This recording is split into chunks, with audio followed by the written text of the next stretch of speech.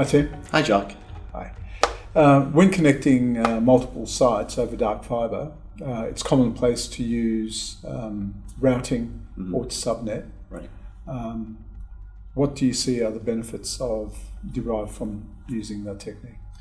Well, traditionally, LAN protocols are very what we call chatty. They talk a lot to each other, and they like to say hello and check how every other host is doing. Yeah. And while that works fine on a LAN, it's not desirable on a WAN where you have potentially limited bandwidth.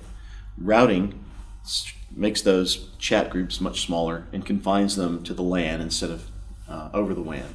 Yeah. So we use routing to make sure that we don't waste WAN bandwidth, if you will. Great. So what challenges do you see with that approach? Well, one of the challenges has historically been that routing requires a specialized device. Yeah. And you either would choose between a high-speed switch or a high-speed router, but not both. Yeah. But at Juniper, we've been able to take those two technologies and merge them, so that you can do line rate, full-speed switching or routing on any port, which gives you the flexibility to route your WAN rather than switch it. How can businesses harness the full potential of that scenario? I think one way that comes to mind is to use a product line called the QFX series, which is a Juniper switch/router product line that does both. The QFX 5100 comes to mind.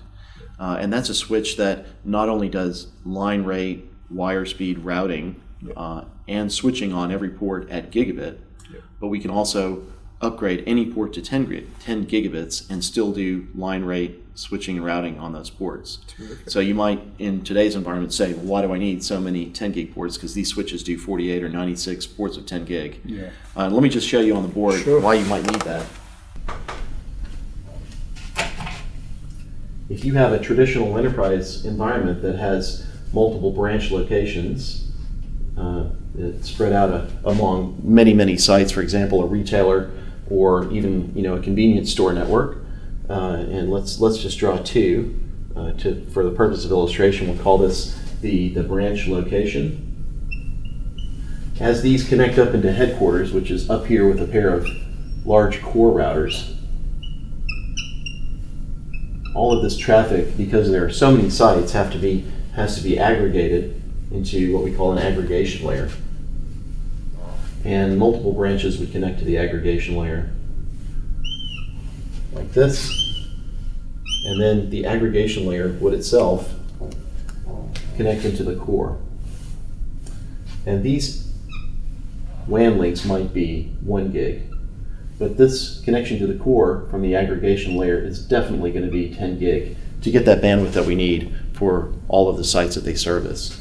Now, I've only drawn 6 sites here. Imagine this scaled out to 1,000 or even 10,000, and you get an idea for the number of 10 gig links that we have going into the core and why we might need all of the 10 gig ports both here and at the core location.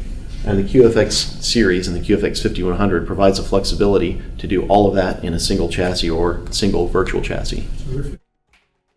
Now, that's not typical use of a switch. So how long has Juniper been using that approach? You're right, it's not typical. I think, back, like I mentioned back in the day, you had to choose between either a switch or a router. Yeah. And Juniper's heritage originally was routing. Yep. But we realized through advances in technology that we could take all of that routing software that we had and put it onto what it was traditionally a switch and run all of that at line rate. So enterprise customers now have the ability to use what is essentially a carrier class routing platform packed into a switch that's scaled for enterprise needs. Yeah, great. That's fantastic. Thanks. Thank you.